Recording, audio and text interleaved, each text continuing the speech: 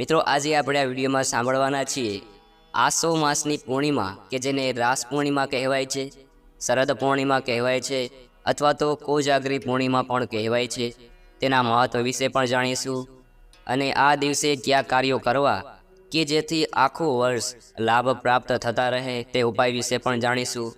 શું કરવું શું ના કરવું અને શું ધ્યાનમાં રાખવું તે પણ સર્વ કંઈ જાણીશું। જો આપને આ વિડીયો પસંદ આવે તો વિડીયો લાઈક કરજો, શેર કરજો અને આપ આ ચેનલ પર પહેલી વખત આવ્યા હોય તો ચેનલ સબસ્ક્રાઈબ કરી લેજો, જેથી આવનારા નવા વિડીયોની માહિતી આપ સુધી પહોંચી શકે।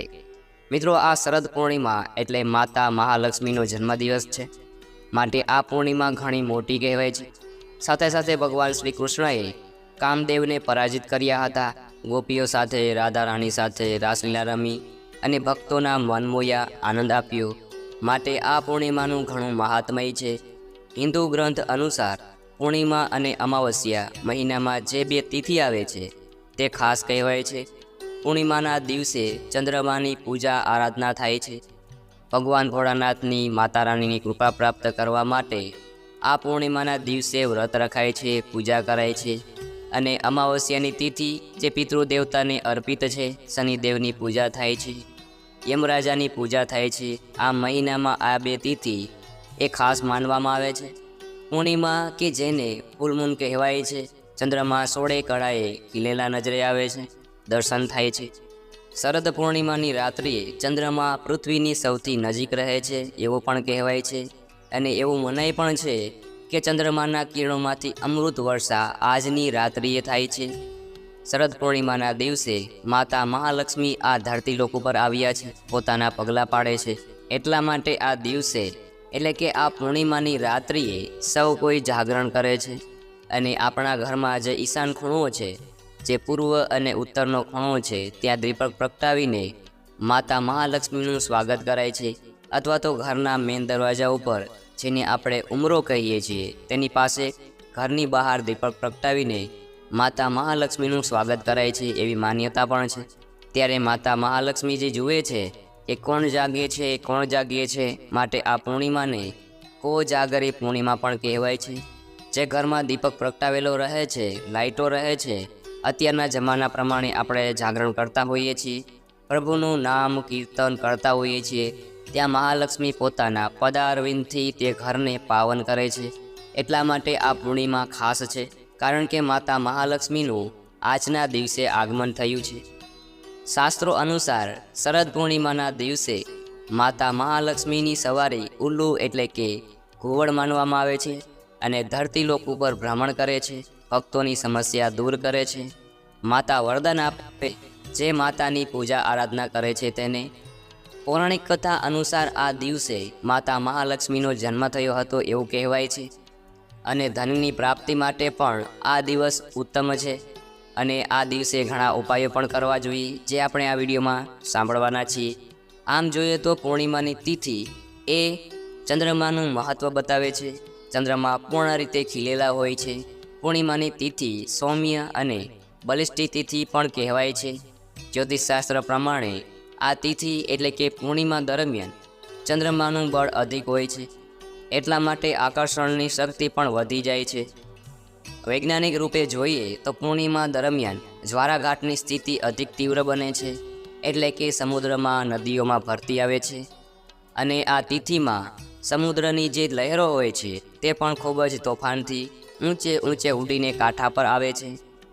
એટલા માટે તો કહેવાય છે કે આ પૂર્ણિમાના દિવસે નદી, તળાવ અને સમુદ્રના કિનારે પણ સાવધાનીથી જવું જોઈએ અથવા તો આપણે જવું જ ન જોઈએ। આ તિથિ વ્યક્તિને માનસિક રૂપે પણ ઘણી પ્રભાવિત કરે છે, કારણ કે જે આ પૂર્ણિમા વાતાવરણમાં પણ અસર કરે છે, તે મનુષ્યના મનમાં પણ અસર કરે છે। મનુષ્યના શરીરમાં જળ તત્વની માત્રા અધિક હોય છે અને ભાવનાઓ અને ઉર્જાનું સ્તર પણ અધિક હોય છે, એટલા માટે પૂર્ણિમા માનસિક રીતે પણ અસર કરે છે। પૂર્ણિમાની તિથિ એ ધાર્મિક આયોજન માટે પણ શુભ માનવામાં આવે છે, શુભ તિથિ છે। ધર્મગ્રંથો અનુસાર આ દિવસમાં પૂજા પાઠ કરવાથી, દાન પુણ્ય કરવાથી અથવા તો પવિત્ર જળમાં સ્નાન કરવાથી પુણ્યની પ્રાપ્તિ થાય છે, પાપો નષ્ટ થાય છે। પૂર્ણિમાના દિવસે યજ્ઞ પવિત્ર સંસ્કાર અથવા તો ઉપનયન સંસ્કાર પણ થાય છે। આ દિવસે ભગવાન શ્રી વિષ્ણુની પૂજા આરાધના કરવાથી લાભ પ્રાપ્ત થાય છે. ખાસ કરીને સત્યનારાયણ ભગવાનની વ્રતકથા સાંભળવાનો પણ મહિમા છે. પ્રભુ શીઘ્ર જ એટલે કે પ્રભુ તરત જ પ્રસન્ન થાય છે, કારણ કે ભગવાન શ્રી કૃષ્ણ તે ચંદ્રકુળમાં જન્મેલા હતા.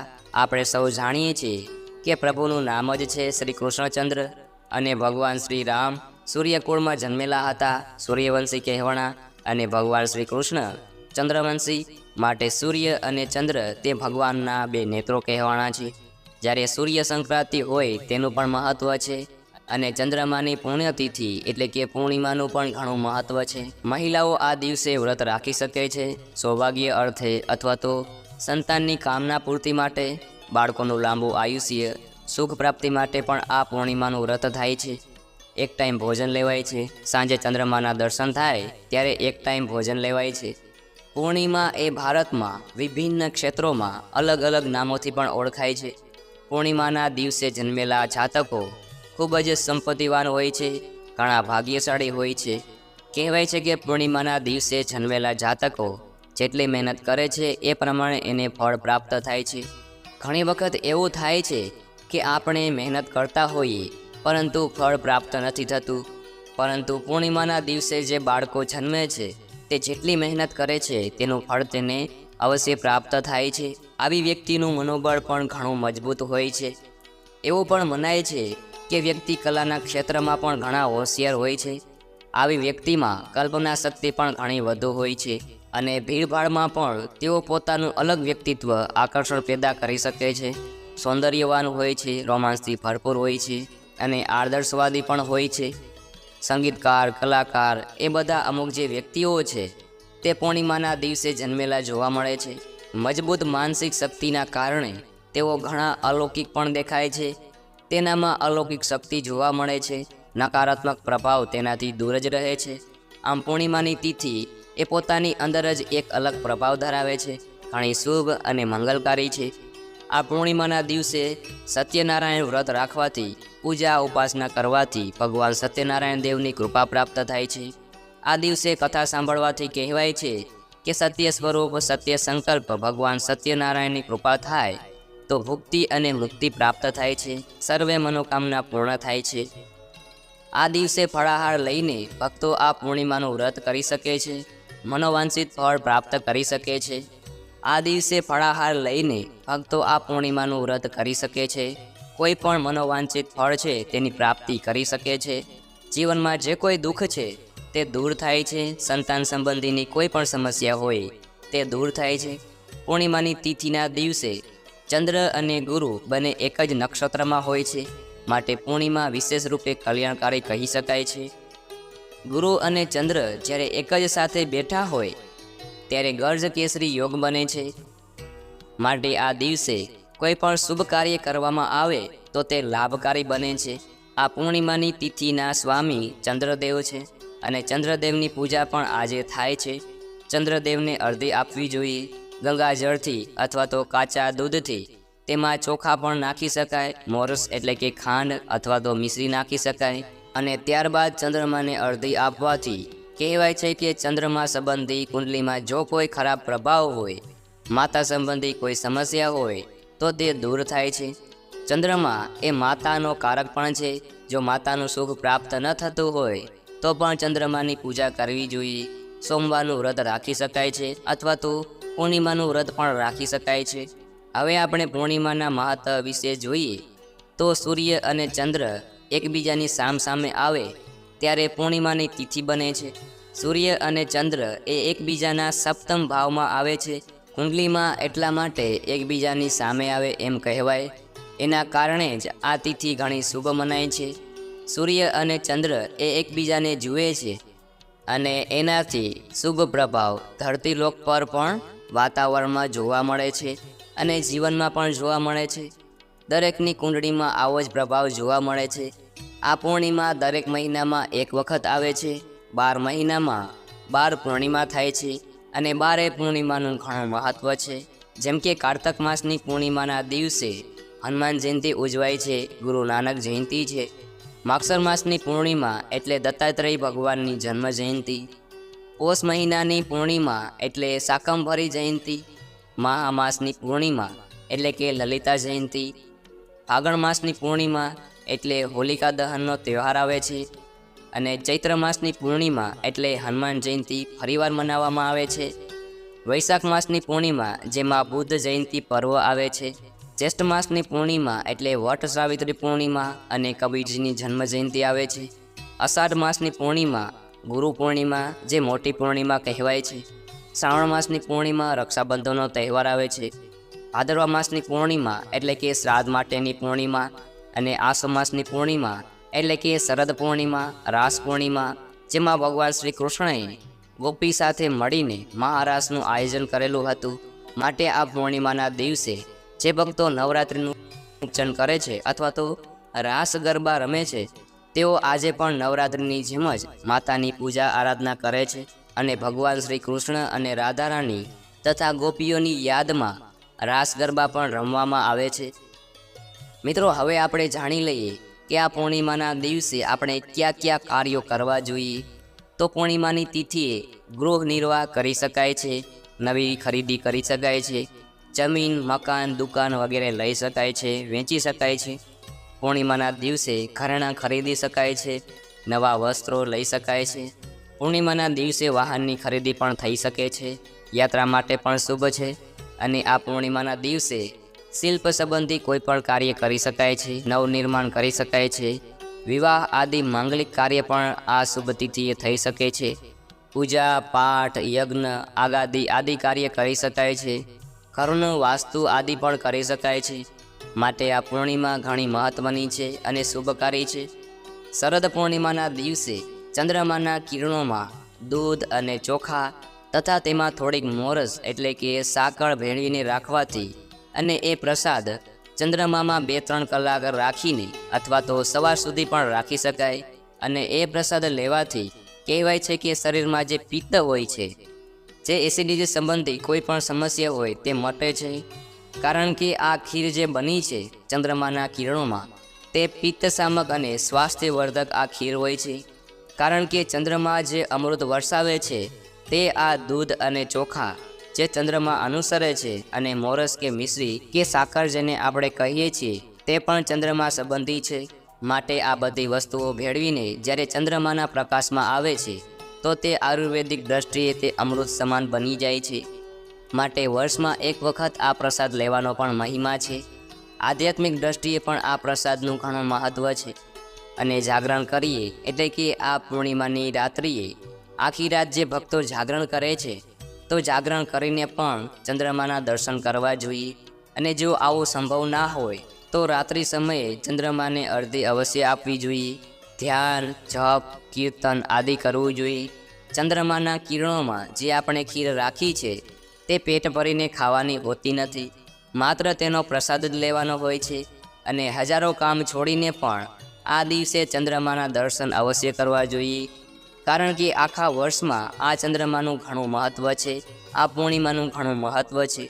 ભગવાન શ્રી કૃષ્ણએ પણ આ ચંદ્રમાને મહત્ત્વ આપ્યું છે, એને પણ ભૂલવું ના જોઈએ.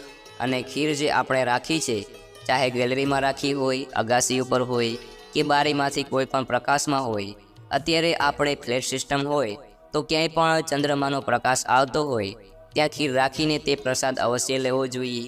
આ ઉપરાંત આ પૂર્ણિમાની રાત્રિએ ધ્યાન, ભજન, સત્સંગ, કીર્તન, ચંદ્ર દર્શન આદિ કરવાથી શારીરિક માનસિક આરોગ્ય પ્રાપ્ત થાય છે.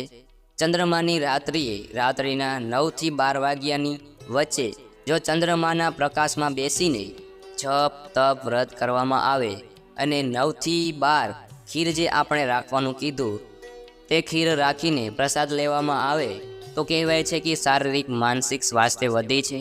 આ ઉપરાંત જીવનમાં આવતી બાધાઓ દૂર થાય એ માટે શરદ પૂર્ણિમાની રાત્રિએ ચંદ્રના પ્રકાશમાં ગંગાજળ રાખવું જોઈએ. અને આ ગંગાજળથી બીજા દિવસે ભગવાન મહાદેવનો અભિષેક કરવો જોઈએ શિવલિંગ પર. આમ કરવાથી જીવનમાં આવતી તમામ પ્રકારની બાધાઓ, પરેશાનીઓમાંથી મુક્તિ મળે છે. માતા મહાલક્ષ્મીને પ્રસન્ન કરવા માટે આ શરદ પૂર્ણિમાના દિવસે રાત્રે ગાયનું શુદ્ધ ઘી ચંદ્રમાના પ્રકાશમાં રાખવું જોઈએ. અને દિવાળીની રાત્રિએ જ્યારે આપણે માતા મહાલક્ષ્મીની પૂજા આરાધના કરીએ છીએ ધનતેરસના દિવસે, દિવાળીના દિવસે લગભગ બંને દિવસે પૂજા સરખી જ હોય છે, ત્યારે આ ઘીથી માતાજીનો દીપક પ્રગટાવવો જોઈએ. આમ કરવાથી માતા મહાલક્ષ્મીની કૃપા પ્રાપ્ત થાય છે અને ઘરમાં ખુશાલીનું વાતાવરણ રહે છે. જે કોઈ વ્યક્તિને બીમારીમાંથી મુક્તિ પ્રાપ્ત કરવી હોય અથવા ઘરમાં કોઈ બીમાર હોય તેના માટે પણ ઉપાય છે. આ શરદ પૂર્ણિમાની રાત્રિએ જે વ્યક્તિ બીમાર છે અથવા તો કોઈ વ્યક્તિ બીમાર રહેતો હોય, દવા લાગુ પડતી ના હોય, તો સફેદ વસ્ત્રમાં તે વ્યક્તિ ચોખા બાંધીને આ પૂર્ણિમાના ચંદ્રના પ્રકાશમાં રાખી દે અને બીજા દિવસે તે ચોખા લઈને કોઈ પણ મંદિરમાં દાન દઈ દેવા. આમ કરવાથી ધીરે ધીરે સ્વાસ્થ્યમાં લાભ પ્રાપ્ત થશે.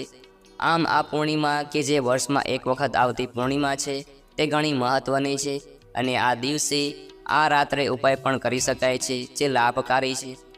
મિત્રો, મને આશા છે કે આપને આ વિડીયો જરૂર પસંદ આવ્યો હશે. આ શરદ પૂર્ણિમાના દિવસે માતા કુળદેવીના દર્શન કરવા ઘણા જાય છે, પૂનમ ભરવા જાય છે અને ડાકોર દર્શન કરવા જાય છે, અંબાજી દર્શન કરવા જાય છે અને માતાના આશીર્વાદ પ્રાપ્ત કરે છે. આ પૂર્ણિમાના દિવસે માતા મહાલક્ષ્મીની ખાસ પૂજા અર્ચના કરવી જોઈએ. આમ તો પૂર્ણિમાના દેવતા ભગવાન મહાદેવ ચંદ્રમૌલેશ્વર પણ છે. ભગવાનને ધૂપ, દીપ, નૈવેદ્ય આદિથી પૂજન કરવું જોઈએ. માતા મહાલક્ષ્મીના નામનો એક દીપક ઘરમાં પ્રગટાવવો જોઈએ ઈશાન ખૂણામાં, તથા માતા મહાલક્ષ્મીના મંત્રનો જપ કરવા જોઈએ. ઓમ શ્રી મહાલક્ષ્મી માતાએ નમઃ. જે કોઈ પણ તમને મંત્ર આવડતા હોય, તમને સરળ પડતા હોય, તે મંત્રનો જાપ કરી શકાય છે. મિત્રો, મને આશા છે કે આપને આ વિડીયો જરૂર પસંદ આવ્યો હશે. મને સાંભળવા બદલ આપ સૌનો આભાર. સૌને મારા જય શ્રી કૃષ્ણ.